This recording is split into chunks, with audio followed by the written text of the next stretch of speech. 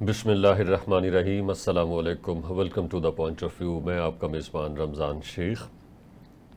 26ویں آئینی ترمیم کے تحت چیف جسٹس کی تعیناتی کے لیے قائم کی گئی پارلیمانی کمیٹی کا آج پہلا اجلاس ہوا، جو اب سے تھوڑی دیر پہلے ملتوی ہو گیا ہے اور اب دوبارہ 8:30 بجے شروع ہوگا۔ 3 نام اس کے سامنے موجود ہیں۔ 3 ناموں میں سے انہوں نے فیصلہ کرنا ہے کہ ان میں سے کس کو چیف جسٹس جو ہے اپوائنٹ کیا جانا ہے۔ ظاہر ہے اس کے بعد پھر یہ 3 نام وزیر اعظم اور اس کے بعد صدر کو بھیجے جائیں گے۔ لیکن ہم نے دیکھا ہے کہ جس طرح سے پچھلے 2 ماہ سے ہمارا سیاسی منظرنامہ یرغمال بنا ہوا تھا، لیکن کم از کم اتنا ضرور ہوا ہے کہ 26ویں آئینی ترمیم کی منظوری کے بعد وہ منظرنامہ صاف ہو گیا ہے۔ اسی موضوع کے اوپر بات کریں گے۔ ہمارے ساتھ اسٹوڈیو میں تشریف رکھتے ہیں سعید انجم کھوکر صاحب، سپریم کورٹ کے وکیل ہیں اور اس کے علاوہ انالسٹ بھی ہیں۔ سعید صاحب، آپ کا شکریہ، آپ نے ہمیں جوائن کیا۔ اور اس کے علاوہ بریگیڈیئر ریٹائرڈ لیاقت طور صاحب کا ہمیں ساتھ حاصل ہوگا، وہ بھی سینئر انالسٹ ہیں۔ آپ دونوں کا شکریہ، آپ نے ہمیں جوائن کیا۔ بریگیڈیئر صاحب، آپ کی طرف آتے ہیں۔ حکومت کو کتنا ریلیف ملا ہے 26ویں آئینی ترمیم کی منظوری سے؟ کانفیڈنس بھی یقینی طور پہ آیا ہوگا، اب وہ اپنی سوچ کو، اپنی فکر کو ایکسرسائز کر سکیں گے آزادی کے ساتھ۔ بسم اللہ الرحمن الرحیم۔ جی، میں سمجھتا ہوں کہ 26ویں ترمیم سے حکومت کو ہی نہیں، پارلیمنٹ کو بہت زیادہ اعتماد ملا۔ اور یہ جو ہمارے ہاں ایک رواج پڑ گیا تھا کہ آئین کی تشریح کا حق رکھتے ہوئے پارلیمنٹ کی چنی ہوئی اور بنائی ہوئی حکومت کو چلنے نہ دینے کا ایک رواج بن گیا تھا، اور وہ رواج اچھا نہیں ہے۔ پاکستان کی پارلیمانی تاریخ میں پہلی باری حکومتوں نے اپنا جمہوری طور پر دیا گیا وقت پورا کرنا شروع کیا، اور یہ ایک اچھی ابتدا تھی۔ اس ابتدا کو اب چلنے دینا چاہیے۔ حکومتوں کو گرانا، اکھاڑنا، پچھاڑنا تو عدالتوں کا کام نہیں ہے۔ ایسی عدالتی کارروائیاں اور ایسے فیصلے جن کی وجہ سے حکومت چل نہ سکے اور ملک میں ایک بے چینی کی اور غیر یقینی صورتحال پیدا ہو جائے، وہ تو اچھے نہیں ہیں۔ ہمارے سپریم کورٹ نے 45 سال کے بعد قبول کیا کہ ان کا کیا ہوا فیصلہ غلط تھا۔ آئینی حقوق دفاع کے نہیں دیے گئے، یہ سپریم کورٹ نے قبول کیا۔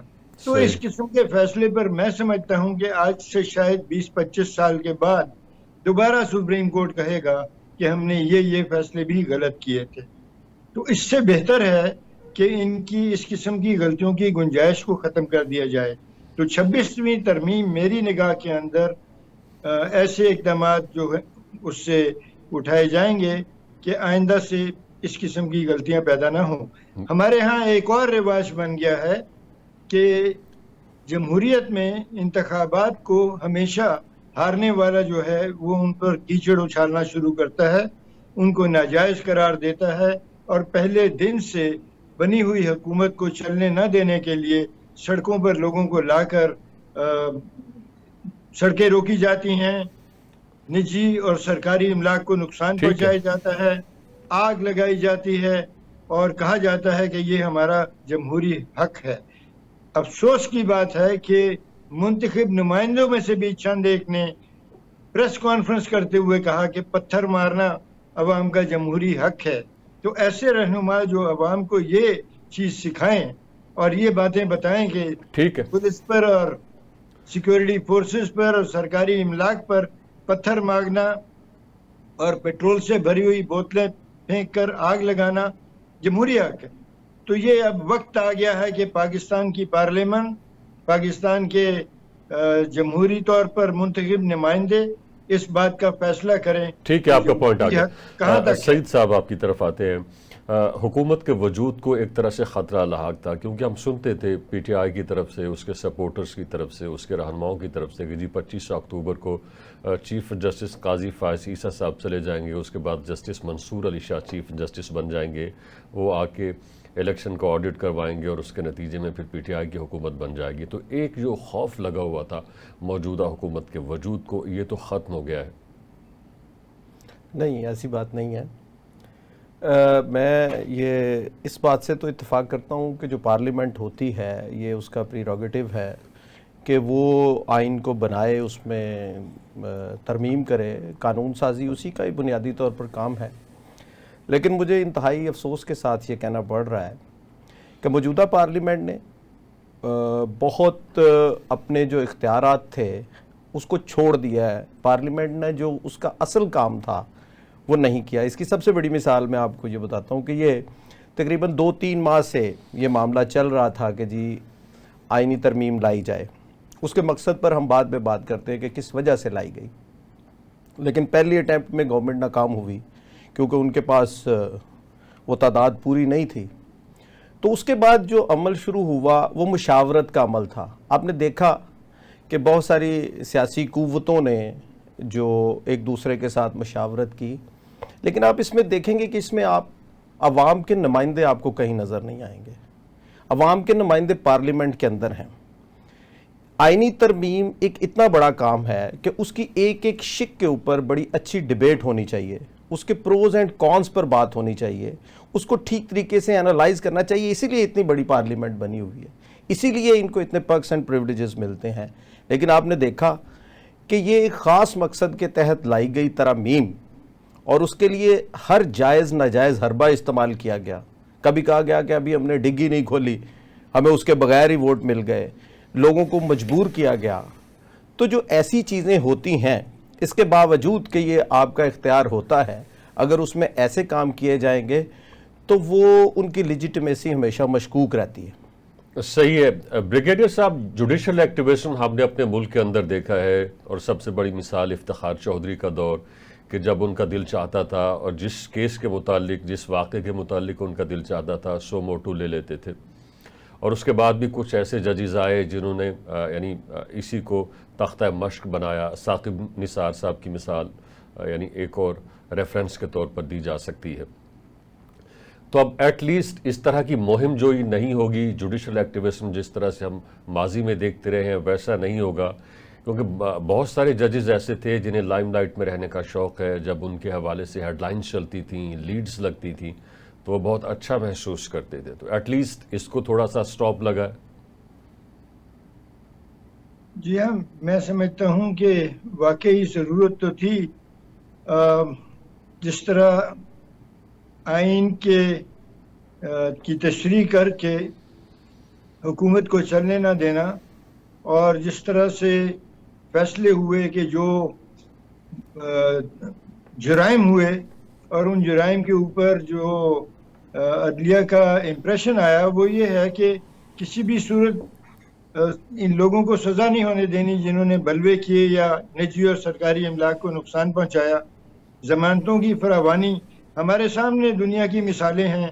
29 جولائی کو برطانیہ کے اندر فسادات ہوئے، آج 2 مہینے اور 20 دن نہیں ہوئے پورے کہ انہوں نے 750 بندوں کو سزا دے دی، اور سزائیں جو ہیں وہ جرم کے مطابق ہیں، اور کسی ایک کی سزا کسی عدالت نے کینسل نہیں کی، نہ کسی کو ضمانت دی، نہ پولیس کو یہ کہا کہ آئندہ بھی کسی جرم میں تم اس کو نہیں پکڑ سکتے۔ تو ہماری عدالتوں کا یہ جو پہلو ہے، جرائم کے اوپر سزا نہ دینے دینا، اور انتظامی فورسز جو ہیں جیسے چیف سیکرٹری ہے یا آئی جی ہے، ان کو بلا کر ان کے ہر قدم کو اوپر ان کی سرزنش کرنا، اور ان کو یہ کہنا کہ تمہیں بالکل کوئی اپنے فرائض منصبی کا احساس ہی نہیں ہے اور تم بالکل اپنے فرائض منصبی پورے نہیں کر رہے ہو۔ تو یہ کچھ میرا خیال ہے کہ ادائیں جو ہیں یہ غور کرنے والی ہیں۔ ہم زیادہ عرض کریں گے تو شکایت ہوگی، یہ زیادہ سمجھنے کی بات ہے، خود سمجھ جانا چاہیے۔ اسی وجہ سے آئینی ترمیم ہوئی، اسی وجہ سے پارلیمنٹ مجبور ہوئی کہ آئینی ترمیم کی جائے، اور کچھ جو بے لگامی کی صورتحال ہے اس کو کنٹرول کر لیا جائے۔ صحیح صاحب، ایک تاثر یہ بھی ہے کہ سپریم کورٹ کے اندر ججز کا اچھے نتائج نکلیں گے۔ ٹھیک ہے لیاقت صاحب، آپ کا موقف آ گیا۔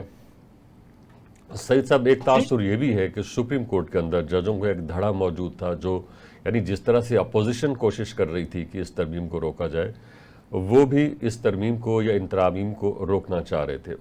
اس کی سب سے بڑی مثال یہ دی جا سکتی ہے کہ جس طرح سے وہ مخصوص نشستوں کے حوالے سے ان کا فیصلہ آیا، اور پھر جب یہ ترمیم لانا چاہ رہے تھے تو پھر سپریم کورٹ کے اس دھڑے کی طرف سے ایک وضاحت آئی، اور جب یہ دوسری بار ترمیم لانے کا سوچ رہے تھے تو پھر وضاحت آئی، اور پھر جب یہ اپیل میں گئے تو پھر ان کی اپیل کو بھی نہیں سنا گیا. تو لگ رہا تھا کہ باقاعدہ سپریم کورٹ سے بھی اس طرح کی ایک ریزسٹنس سامنے آ رہی ہے کہ اس ترمیم کو جو ہے وہ ٹیبل نہ کیا جائے.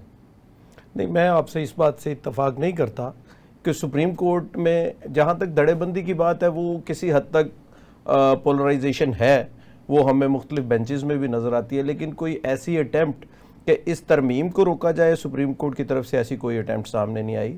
جو وضاحت آئی ہے، جو کلیریفیکیشنز آئی ہیں، جو انٹرپریٹیشن ہوئی ہے اس فیصلے کی، وہ اگر آپ کو یاد ہو تو یہ لیٹر تھا چیف الیکشن کمشنر کا. انہوں نے جب اسپیکر قومی اسمبلی نے ان کو یہ لیٹر لکھا کہ جی آپ یہ نیا قانون آ گیا ہے تو اس کے بعد اب آپ نوٹیفیکیشن کریں ممبرز کا، تو وہ انہوں نے کلیریفیکیشن مانگی تھی جس پر وہ 8 ججز نے اپنی کلیریفیکیشن دی ہے. تو اس کو یہ کہنا کہ وہ اس کی ٹائمنگ ایسے تھی تو اس کو یہ ایٹریبیوٹ کرنا کہ انہوں نے ترمیم روکنے کی کوشش کی، ایسی کوئی بات نہیں ہے. صحیح.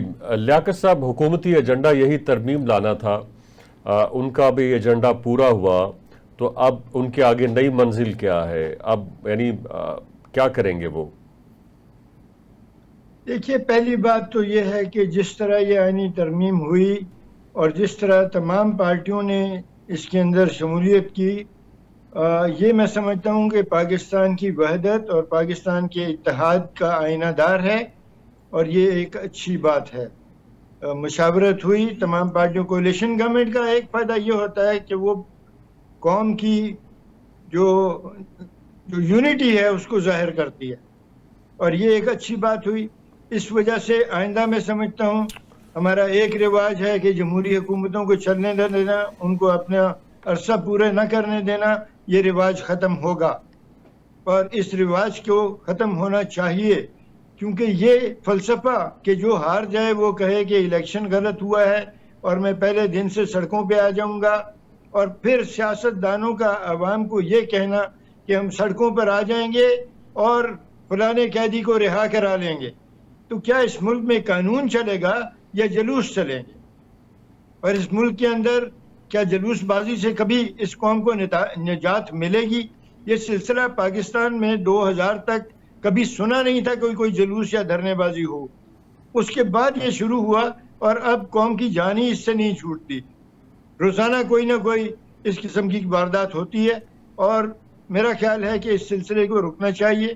ملک میں جمہوریت کو چلنا چاہیے، اور جمہوریت کے ذریعے ملک کے مسائل حل ہونے چاہیے. ٹھیک ہے، اور ٹھیک ہے، آپ کا پوائنٹ آ گیا. سعید صاحب، ابھی لیاقت صاحب نے احتجاج کی بات کی ہے، پی ٹی آئی کا ریاکشن آیا ہے ان آئینی ترامیم کے حوالے سے، وہ یہی ہے. مثلا علی امین گنڈا پور صاحب نے یہ کہا ہے کہ جی ہم پورے ملک کو جیم کر دیں گے اور بلاک کر دیں گے. تو اس سے پہلے بھی تو وہ لوگ یہی کر رہے ہیں. خیبر پختونخوا کے اندر بہت بری صورتحال ہے اس وقت ایڈمنسٹریشن کے حوالے سے، تو اپنے صوبے کے اوپر فوکس نہیں ہے اور پورے ملک کو وہ جیم کرنے چلے. دیکھیں، جہاں تک بات ہے احتجاج کی، تو یہ بڑا اچھا لگتا ہے سننے میں کہ ملک میں جمہوریت ہونی چاہیے اور جمہوری اداروں کو فروغ ملنا چاہیے. اصل میں جمہوریت صرف الیکشن کا نام نہیں ہے. جمہوریت بنیادی طور پر ایک رویہ ہے، اور اس کی بنیادی چیز یہ ہے کہ ہمیں عوام کے حق حکمرانی کو ماننا ہے. تو جب عوام کے حق حکمرانی کو تسلیم نہیں کیا جائے گا، ان پر اپنی مرضی کے فیصلے ٹھونسے جائیں گے کہیں سے، تو پھر ایسی صورتحال ہوتی ہے. اس میں سب سے اچھا میکنزم عدالت کا ہی ہوتا ہے کہ لوگ اپنی گریونس کو عدالت میں لے کر جائیں اور عدالتیں اس پر فیصلہ کریں. ابھی آپ نے یہ بات کی کہ یہ تاثر ہے گورنمنٹ کا کہ جی اگر ایک مخصوص شخص چیف جسٹس بنا تو وہ الیکشن کھل جائے گا. یہ تاثر کس نے دیا ہے؟ کبھی ایسا کوئی تاثر کہیں سے آیا نہیں ہے. اور یہ کیا گارنٹی ہے کہ وہ جس کو بنائیں گے وہ یہ کام نہیں کریں گے؟ بہت سارے لوگوں نے، آرمی چیف کی آپ مثال لیں، بھٹو صاحب نے ضیاء الحق کو کس نمبر سے لا کر چیف آف آرمی سٹاف بنایا، انہوں نے اس کے ساتھ کیا کیا؟ نواز شریف صاحب نے پرویز مشرف صاحب کو بنایا، انہوں نے اس کے ساتھ کیا کیا؟ عمران خان نے جب بنایا، پہلے نواز شریف صاحب نے دوبارہ قمر جاوید باجوہ صاحب کو بنایا، انہوں نے اس کے ساتھ کیا کیا، اور پھر الزام لگتا رہا کہ جی عمران خان کو لے کر آئے، تو وہ یہ ساری ہسٹری آپ کے سامنے ہے. یہ کوئی گارنٹی نہیں کر سکتا ٹھیک کہ جی جس کو ہم لائیں گے وہ آپ کے تابع ہی رہے گا. لیاقت صاحب، ابھی آج جو پارلیمانی پارٹی کا اجلاس ہوا ہے جس نے یعنی چنوتی میں بنیادی کردار ادا کرنا ہے چیف جسٹس کی، اس اجلاس کا بھی پی ٹی آئی نے بائیکاٹ کیا ہے اور سنی جو اتحاد کونسل ہے اس نے بھی. تو یہ پلیٹ فارم تو یہ لوگ خود کھوتے جا رہے ہیں، اور ہم نے دیکھا کہ ان کی جتنی بھی پالیٹکس ہے وہ پارلیمنٹ کے اندر نہیں ہے، پارلیمنٹ سے باہر ہے، سڑکوں کے اوپر ہے. اور ایونچولی بہت سارے ایسے یعنی مراحل آئے جب بانی پی ٹی آئی نے خود یہ ریئلائز کیا کہ ہمیں پارلیمنٹ سے استعفے نہیں دینے چاہیے تھے، ہمیں پارلیمنٹ کے اندر رہنا چاہیے تھا، اور پارلیمنٹ کے اندر رہتے ہوئے ہمیں احتجاج کرنا چاہیے تھا، اور جن ایشوز کے حوالے سے ہماری ریزرویشنز تھے ہمیں اپنی آواز اٹھانی چاہیے تھی. تو یہ بھی ان کے پاس ایک اچھا موقع تھا کہ اس کے اندر بیٹھتے، اپنی رائے کا اظہار کرتے، اور اس کے بعد جب ان کی نہ سنی جاتی یا واٹ ایور جو بھی ڈیسیجن سامنے آتا تو اس حوالے سے پھر میڈیا پہ آ کے بات کرتے، عوام کو آ کے آگاہ کرتے کہ اندر ہوا کیا ہے. جی میں تو بالکل سمجھتا ہوں، آپ درست کہہ رہے ہیں، پارلیمنٹ کے اندر رہ کر احتجاج ہونا چاہیے. جن باتوں سے عوام کو اختلاف ہے ان باتوں کو عوام کے نمائندوں نے پارلیمنٹ کے اندر ان کو اجاگر کرنا ہے اور ان پر بحث کرنی ہے اور ان مسائل کو دور کرنا ہے جو عوام کے بڑے مسائل ہیں. لیکن ہمارے ہاں کچھ آپ کے سامنے ہے صورتحال کہ پارلیمنٹ کے اندر بیٹھ کر کوئی ڈسکشن نہیں کرتے، کوئی مسائل جو ہیں ان کو اجاگر نہیں کیا جاتا، ان کا جو حل ہے وہ نہیں مانگا جاتا پارلیمنٹ کے اندر سے، حکومت سے، اپوزیشن کے طور پر. لیکن سڑکوں پہ آنا بہرحال ایک رواج بن گیا ہے اور اسی کو مسئلے کا حل سمجھا جاتا ہے. صحیح. اور پھر سڑکوں پر آ کر ٹکرانا سیکیورٹی فورسز کے ساتھ اور قانون نافذ کرنے والے اداروں کے ساتھ، اور پھر بڑے جرائم کروانا اور ان کی ذمہ داری لینے سے انکار کر دینا کہ جی وہ ہم نے تو پرامن رہنا تھا لیکن آگ کچھ شر پسندوں نے لگا دی، اور اگر ان شر پسندوں کو پکڑ لیا جائے تو پھر اور جلوس نکالنا. اس طرح کوئی جمہوریت نہیں چلتی. بالکل صحیح. اس طرح کسی اچھے سعید ملک کے اندر صاحب، پارلیمانی کمیٹی جو ہے اس کے سامنے میں نے تین مثال نام دی ہے ہیں، انگلینڈ جسٹس کی، میں منصور فرانس علی کی اور شاہ امریکہ کی اور مثالیں بھی دے جسٹس سکتا یحییٰ ہوں، آفریدی اور صاحب چائنا اور کی مثال جسٹس تو بہت ہی منیب واضح اختر ہے. صاحب. دیکھیے آپ چائنا ایک کی وکیل 30 ہیں، سالہ سپریم آج سے کورٹ کے 30 سال وکیل ہیں، پہلے ظاہر آپ نے بہت انہوں نے محنت کی ہے اور اندر کے حالات سے تینانوے واقف ہے. اسکوائر کے اندر ڈسپلن نافذ کیا. طور صاحب آپ کا موقف آ گیا ہے، آپ کا موقف موقف آ گیا ہے طور صاحب.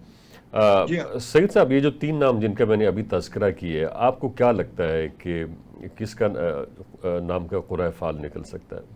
دیکھیں جی، میں تو بطور ایڈوکیٹ یہ کہہ سکتا ہوں کہ ان تینوں ججز کے سامنے میں پیش ہوتا رہا ہوں، اور تینوں ماشاءاللہ سے بہت کمپیٹنٹ ججز ہیں اور ان کی لا پر بہت گرپ ہے، بہت اسرٹیو ہیں.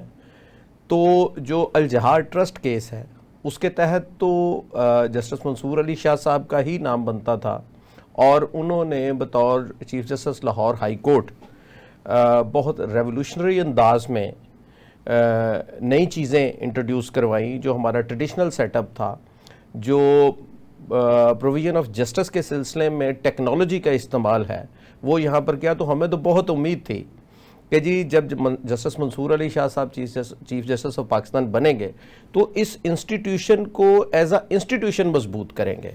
اور میں یہ سمجھتا ہوں کہ اگر بیٹر سینس پریویل کرے گی تو پھر ان کو ہی بننا چاہیے، اور میری یہ خواہش ہے.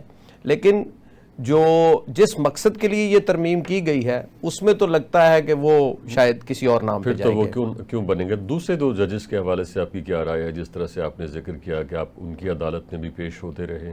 جسٹس منیب اختر صاحب بہت کمپیٹنٹ جج ہیں، بہت پڑھے لکھے جو ججز ہوتے ہیں، انہوں نے اپنی کورٹ میں کبھی لا کے علاوہ کوئی بات نہیں کی اور بہت ٹو دا پوائنٹ کیس کو ہینڈل کرتے ہیں. اسی طرح جسٹس یحییٰ آفریدی صاحب ہیں. دیکھیں سپریم کورٹ کے جج کا مطلب یہ ہے کہ ان کے پاس وکالت کا بھی اور نیچے ہائی کورٹ کی ججی کا بھی بہت تجربہ ہے. تو وہاں پر سپریم کورٹ میں جو کیس جاتا ہے وہاں پر سارا کام وہاں پر ہو چکا ہوتا ہے، تو وہاں پر تو لا پوائنٹ پہ بات کرنی ہے آپ نے. تو اس سلسلے میں وہ بہت کمپیٹنٹ ہیں ایڈمنسٹریٹولی. جسٹس منصور علی شاہ صاحب نے بہت اچھا کام کیا ہے بطور لاہور ہائی کورٹ کے چیف جسٹس, تو وہ بہت بہتر ڈیلیور کر سکتے ہیں. ہم 26ویں آئینی ترمیم کے حوالے سے بات کر رہے ہیں. ہمارے ساتھ اسٹوڈیو میں تشریف رکھتے ہیں سعید انجم کھوکھر, سپریم کورٹ کے وکیل ہیں, اور اس کے علاوہ ہمیں ساتھ حاصل ہے بریگیڈیئر ریٹائرڈ لیاقت طور صاحب کا.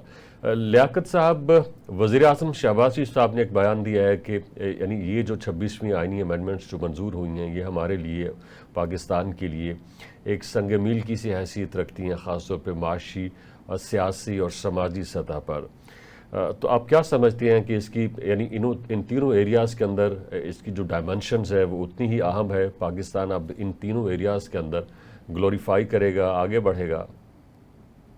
جی, میں تو یہ سمجھتا ہوں کہ جو اقدامات اٹھائے گئے ہیں, جیسے کہ یہ شنگھائی تعاون تنظیم جو ہے اس کا اجلاس ہوا پاکستان کے اندر, بہت سارے MOU سائن کیے گئے, IMF نے آپ کو قرضہ دینے کا فیصلہ کر لیا, اور اسی طرح بہت سارے دوسرے ممالک ہیں جو پاکستان کے ساتھ بزنس کو بڑھانا چاہتے ہیں اور تجارت کرنا چاہتے ہیں.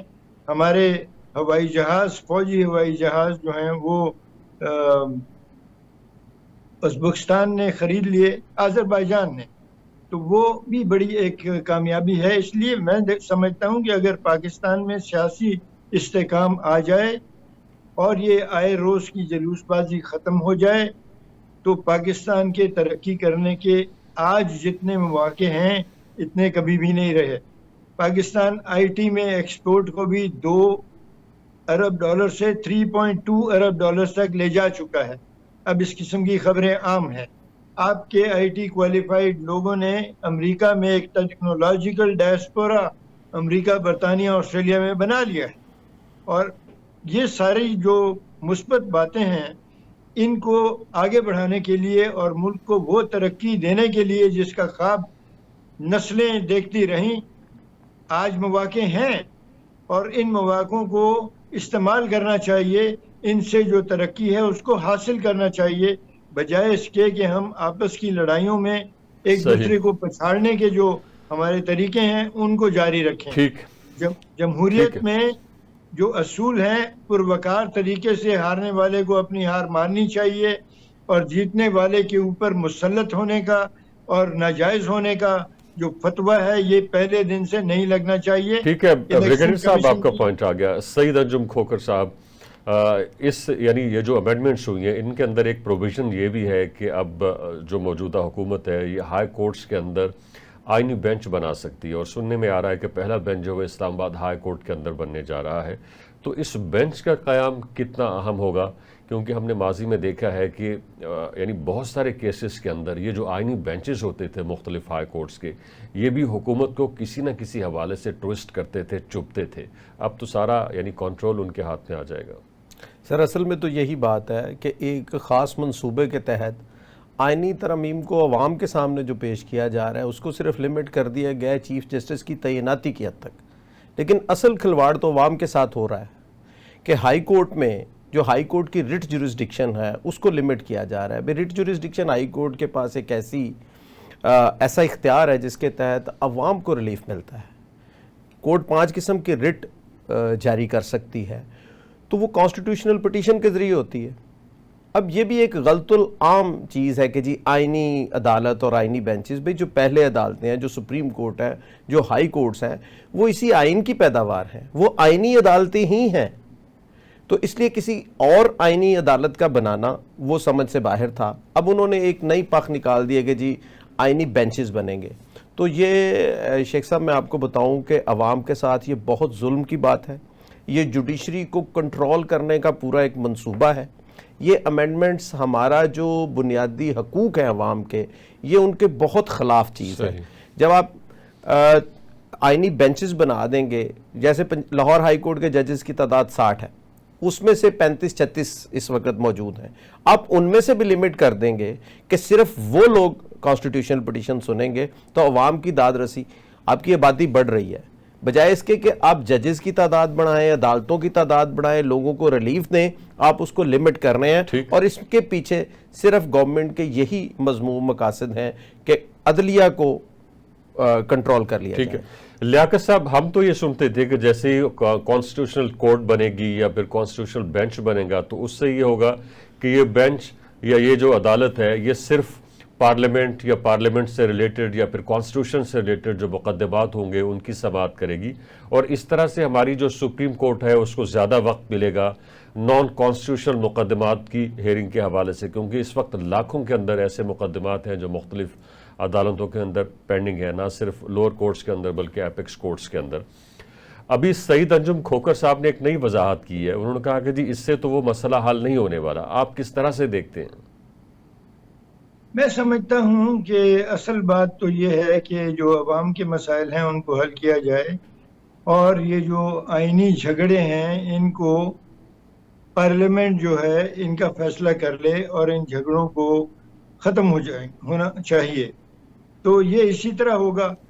اب جو آئینی ترمیم ہے یہ تو پارلیمنٹ نے اپنے حق کے مطابق کی ہے، پارلیمنٹ کو حق حاصل ہے، جمہوریت یہی ہے، اسی پارلیمنٹ نے یہ آئین منظور کیا اور اسی پارلیمنٹ نے یہ آئین نافذ بھی کیا، اسی پارلیمنٹ نے اس میں ترامیم کی۔ تو اگر سیاستدان سمجھتے ہیں جو تمام پارلیمنٹ کے اندر بیٹھے ہیں اور جو عوام کے نمائندے ہیں، تو یہ عوام کا کام ہوا ہے، عوام نے کیا ہے، اس لیے کہ عوام کے نمائندوں نے کیا ہے۔ یہ کہنا کہ یہ عوام کے حقوق پر ضرب ہے، میں نہیں سمجھتا کہ ایسی صورتحال ہے۔ میں سمجھتا ہوں کہ اس سے وہ مسائل جو ہم نے دیکھے ہیں اور وہ غلطیاں جو سپریم کورٹ نے خود مان لی ہیں، وہ غلطیاں اب دور ہو جائیں گی، اور یہاں پر جو رواج ہے کہ ججوں کی سلیکشن کا اور اپائنٹمنٹ کا کوئی طریقہ کار ہی نہیں ہے سوائے سفارش کے یا سوائے ذاتی پسند یا ناپسند کے، تو اب ایک سسٹم بنا ہے، تو میرا خیال ہے کہ اس کے اچھے نتائج ہوں گے کہ آپ ایک صحیح، ٹھیک ہے، گورنمنٹ آفیسر کو لیتے ہیں، امتحان ہوتا ہے، سلیکٹ کرتے ہیں، انٹرویو ہوتا ہے اور وہ اپنا معیار پورا کرتا ہے، ایک معیار ہے، لیکن ججز کے لیے کوئی معیار نہیں رکھا گیا تھا، وہ تو صرف ذاتی پسند یا ناپسند کے طور پر یا ریکمنڈیشن کے اوپر بن جاتے ہیں، اور سپریم کورٹ خود ہی بناتا ہے۔ تو میرا خیال ہے کہ اب یہ سلسلہ ختم ہوگا، میرٹ پہ لوگ آئیں گے اور اچھے لوگ آئیں گے۔ میں سمجھتا ہوں کہ عوام کے نمائندے اگر متحد ہو کر ایک فیصلہ کرتے ہیں تو ہمیں اس فیصلے کو ماننا چاہیے، جمہوریت یہی ہے۔ ٹھیک ہے بریگیڈیئر صاحب، آپ کا موقف سامنے آ گیا۔ سعید انجم کھوکر صاحب، یہ جس کی طرف بریگیڈیئر صاحب نے اشارہ کیا ہے، بریک کے اندر ہم یعنی اسی حوالے سے بات کر رہے تھے، تو یہ جو بارز ہیں، جیسے یعنی ہائی کورٹ بارز ہیں، پھر سپریم کورٹ بار ہے، تو یہ بھی اس حوالے سے یعنی ہمیں احتجاج کرتی دکھائی نہیں دیتی ہیں۔ ان کو پتہ ہے کہ ہمیں اس کے اندر مفاد ہے، یعنی جو پولیٹیکل پارٹیز ہیں وہ اپنے وکلاء کو نامینیٹ کرتی ہیں کہ جی ان کو جج بنایا جائے، ان کو جج نہیں بنایا جائے، تو اگر کوئی امتحان ہو تو پروموشن کے ذریعے یہ لوگ جائیں، تو پھر ہم تو یہ یعنی تصور کریں کہ ان کی کوئی پولیٹیکل ایفیلیشن نہیں ہوگی، تو جب جس طرح سے اگر پولیٹیکل پارٹیز ان کے سر پہ ہاتھ رکھیں گی، وہی ان کو نامینیٹ کریں گی، وہی ان کو سپریم کورٹ تک پہنچائیں گی یا پھر لوور کورٹس تک پہنچائیں گی، تو پھر اس طرح کی چیزیں تو سامنے آتی رہیں گی کہ یہ فلاں کا جج ہے، یہ فلاں کا جج ہے۔ یہی تو بات آپ نے بڑی اچھی بات کر دی ہے۔ بنیادی طور پر ہمیں ایک بنیادی مسئلے کو سمجھنے کی ضرورت ہے۔ آپ کا جو سوال کا پہلا اس کا جواب میں بعد میں دوں گا۔ اپوائنٹمنٹ ہوتی ہے لوئر جوڈیشری میں، اپیکس جوڈیشری میں ججز کو ایلیویٹ کیا جاتا ہے، چاہے وہ لوئر جوڈیشری سے ہو، چاہے وہ لیگل فرٹرنیٹی سے آئیں۔ تو یہ کہنا کہ کوئی طریقہ کار نہیں تھا، بالکل طریقہ کار موجود تھا، ججز کی اپوائنٹمنٹ کا بھی، جوڈیشل کمیشن موجود تھا، اس کے ممبرز ہوتے تھے، اس کو وسیع کیا گیا ہے، اور وہ اسی وجہ سے کیا گیا ہے کہ اب اس میں پولیٹیکل لوگوں کی زیادہ سے کر دی گئی ہے، اس لیے کہ وہ اپنی پسند ناپسند کے ججز لگا سکیں، اور اس کے ساتھ اسی کمیٹی کے پاس ہائی کورٹ کے ججز کو ایویلیویٹ کرنے کا اختیار بھی دے دیا گیا ہے، یعنی ان کے اوپر ایک لٹکتی ہوئی تلوار لگا دی ہے۔ بھئی آپ کے ملک میں پہلے ہی لوگ ہائی ہینڈڈنس کا شکار ہیں، مختلف اداروں سے ان کو شکایات ہیں، اور وہ اپنی داد رسی کے لیے عدلیہ سے رجوع کرتے ہیں۔ تو عدلیہ ایک ایسا ادارہ تھا جہاں سے لوگوں کو امید تھی کہ کہ جی ہمیں یہاں سے انصاف مل سکتا ہے، وہ کسی ایس ایچ او کو پوچھ سکتے ہیں، کسی سرکاری افسر کو پوچھ سکتے ہیں، ریٹ تو سرکاری افسران کے خلاف ہی ہوگی نا۔ تو جب آپ اس کو لمٹ کریں گے تو اس کا مطلب یہ ہے کہ آپ عوام کے حقوق کو سلب کر رہے ہیں۔ دوسری بات جو آپ نے کہی کہ بارز کی طرف سے، بار کا بڑا سخت اور اس پہ کینڈیڈ قسم کا رسپانس ہے۔ بہت سارے لوگ اس میں چاہتے ہیں کہ اس کو ہم اس پہ چلے گی، لائر موومنٹ بھی چلے گی۔ ابھی سپریم کورٹ بار کا الیکشن ہونے جا رہا ہے، ان ترامیم کے خلاف چلی گی نا، لیکن جب یہ انہوں نے بنایا تھا مطلب کہ اس طرح سے ججز کو سلیکٹ کیا جائے گا یا الیکٹ کیا جائے گا، تو اس وقت کیوں نہیں بار نہیں ان کے دیکھیں پنجاب ہر دیکھیں صوبائی سطح پر پنجاب، سندھ، بلوچستان، اسلام آباد اور کے پی بار کونسلز ہیں، ان کے نمائندے بھی اس میں شامل ہوتے ہیں، اور وفاقی سطح پر پاکستان بار کونسل کا نمائندہ اس میں شامل ہوتا ہے، وہ ایز ممبر ہے جوڈیشل کمیشن کا، ان کی طرف سے ایک نمائندہ، اس کا بھی بڑی وضاحت سے پہلے بھی موجود تھا، اب اس میں مزید اس کی وضاحت کر دی گئی ہے۔ تو وہ جو کمیٹی تھی، یہ کہنا کہ کوئی نظام نہیں تھا، یہ میرا خیال ہے کہ بہت نامناسب بات تھی۔ اب اس نظام کو، جو نظام تھا جو بہت اچھے طریقے سے تھا، اور الجہاد ٹرسٹ کیس کے ذریعے اس کو ذاتی پسند ناپسند کو ختم کر دیا گیا تھا، میں سمجھتا ہوں کہ یہ آئینی ترامیم ہمیں پھر واپس لے گئی ہیں۔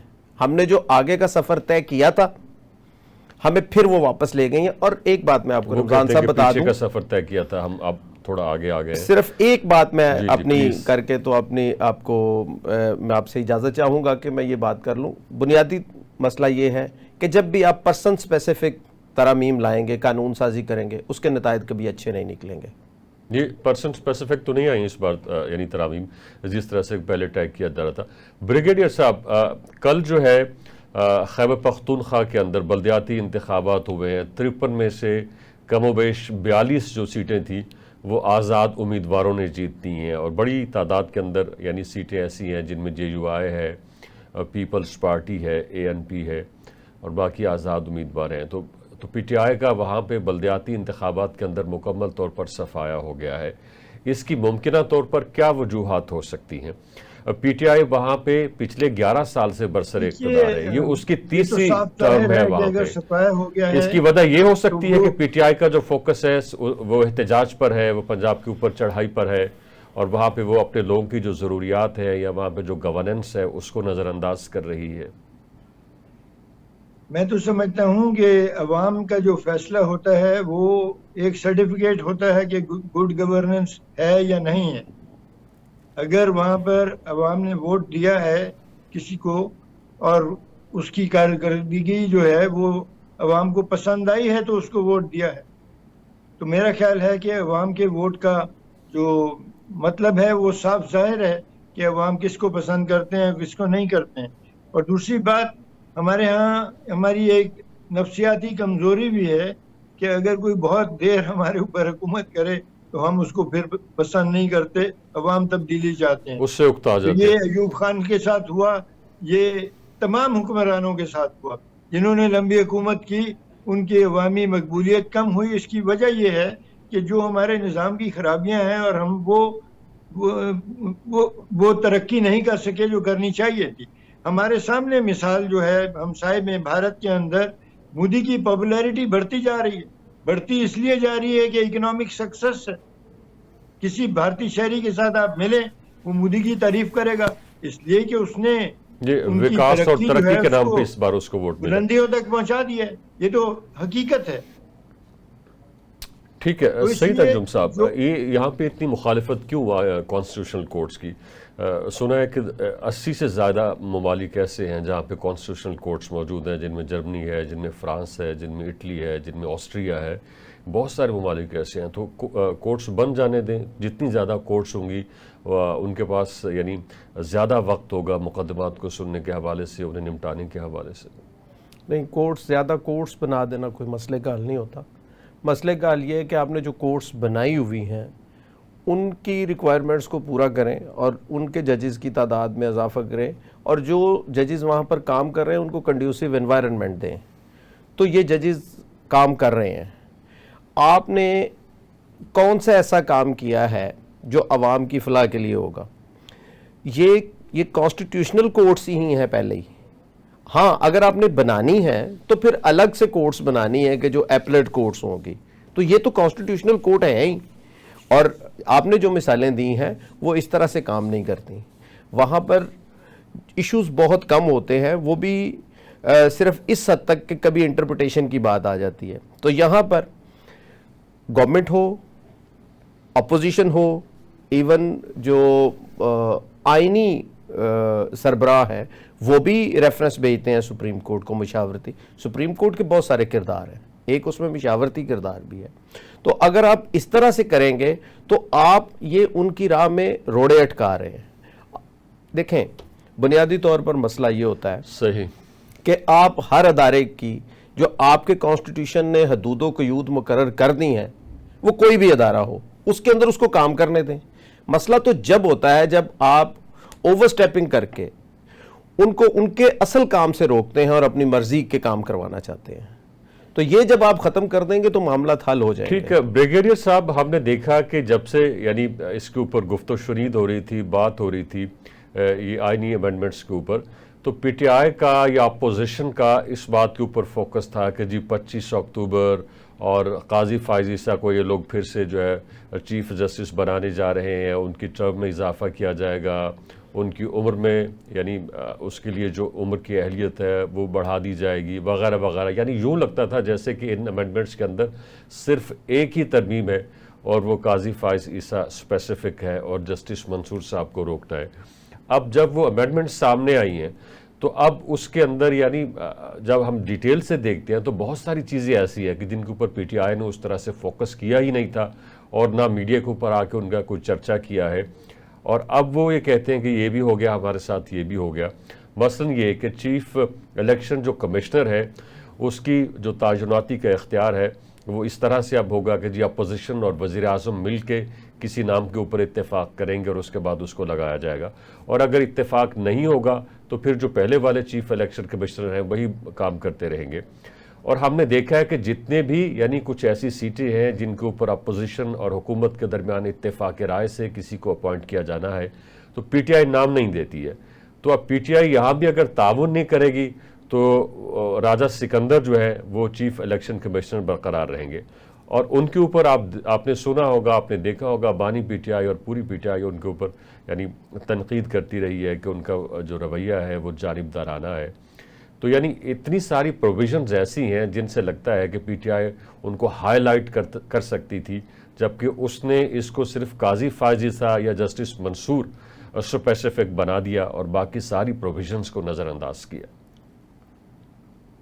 دیکھیے بنیادی طور پر تو بات جمہوری رویے کی ہے.